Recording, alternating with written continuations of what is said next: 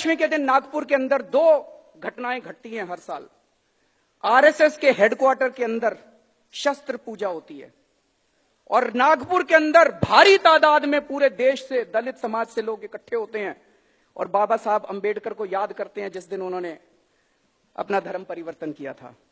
और 2 साल से मात्र चंद लोग जो आरएसएस के हेडक्वार्टर में शस्त्र पूजा करने के लिए इकट्ठे होते हैं, उसका दूरदर्शन लाइव टेलीकास्ट करता है। लेकिन लाखों दलित जो बाहर मैदान के अंदर, नागपुर के अंदर इकट्ठे होते हैं अपने बाबा साहब अंबेडकर को याद करने के लिए, उनका दूरदर्शन लाइव टेलीकास्ट नहीं करता है। अभी आप सबने एनसीईआरटी सुना होगा, national council for educational research and training.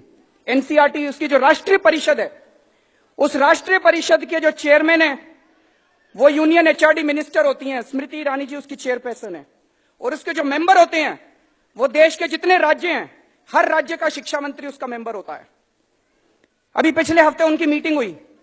Manish Sisodia जी दिल्ली के शिक्षा मंत्री हैं, इनको वहां जाने का मौका मिला। ये वहां गए और लौटने के बाद ये पूरा किस्सा मुझे बता रहे थे कि उस मीटिंग में क्या हुआ। एनसीईआरटी की मीटिंग में इन्होंने बताया 5 मिनट, पहले 5 मिनट में जो उनका फॉर्मल एजेंडा था वो पूरा कर लिया और उसके बाद चर्चा शुरू हुई। उसमें कई बीजेपी शासित राज्यों के भी शिक्षा मंत्री थे।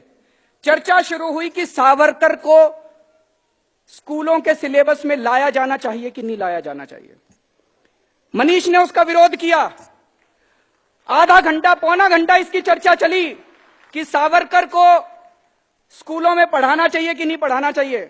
जब मनीष ने विरोध किया, उनको लगा बाहर बात फैल जाएगी, तो स्मृति जी कहते हैं नहीं नहीं, इसको बात को यहीं खत्म करते हैं, हम नई शिक्षा नीति बना रहे हैं, उसमें डाल देंगे इसको, बाद में आपको बताएंगे इसके बारे में।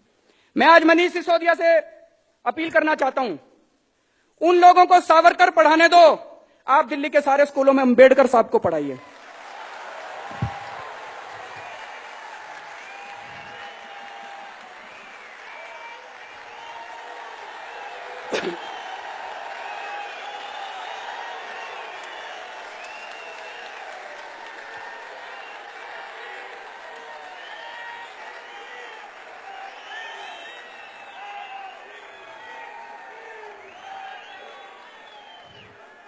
बाबा साहब के जीवन,